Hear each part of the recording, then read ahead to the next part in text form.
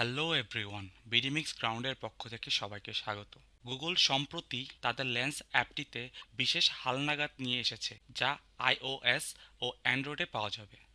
IOS ও অ্যান্ড্রয়েডে Google lens app ব্যবহার করে কোনো টেক্সটের দিকে ক্যামেরা তাক করে তার ছবি তুলতে হবে। এখন থেকে কপি টেক্সট অপশনের বদলে কপি টু কম্পিউটার ব্যবহার করে তা কম্পিউটারে পাঠানো যাবে ও গুগল ডক্সে সংরক্ষণ করা যাবে।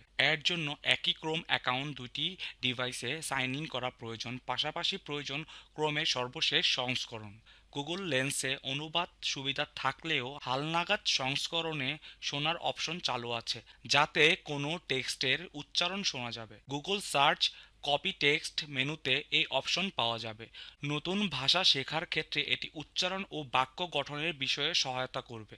তাই চলুন আজকের টিউটোরিয়ালটি শুরু করা যাক গুগল লেন্স অ্যাপসকে নিয়ে। গুগল প্লে স্টোরে ঢুকে সার্চ এ গিয়ে টাইপ করব গুগল লেন্স এবং এটিকে ইনস্টল করব। প্রথমে গুগল লেন্স এর ফিচার সম্পর্কে কিছু তথ্য দিয়ে রাখছি।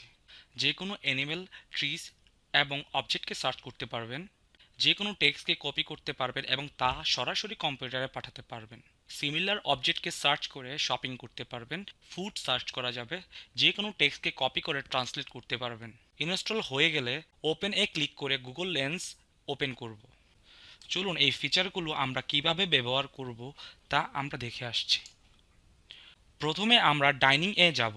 ডাইনিং ফিচারটিতে গুগল লেন্স নিয়ে এসেছে। যদি কোনো ফুড সার্চ করতে চাই তাহলে তার ছবি তুলে সার্চ করলেই বেরিয়ে আসবে সেই ফুডস সম্পর্কে তথ্য। এখন কোনো কিছু টাইপ করে খোঁজাকে পরিবর্তন করে দিয়েছে গুগল লেন্স। শপিং ফিচারটিতে সিমিলার প্রোডাক্টের ছবি তুলে ক্রয় করার সুযোগ নিয়ে এসেছে গুগল লেন্স।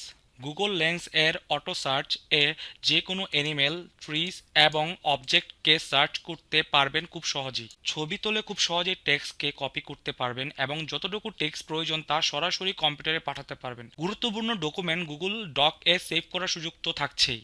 এছাড়া যে কোনো টেক্সটকে কপি করে ট্রান্সলেট করার সুযোগ তো আছেই, সাথে আরও আছে টেক্সট এর উচ্চারণ শোনার সুযোগ। নিয়মিত আমাদের ভিডিও পেতে সাবস্ক্রাইব করে নিন আমাদের এই চ্যানেলটি এবং আপনার মতামত জানাতে লাইক এবং কমেন্ট করতে ভুলবেন না।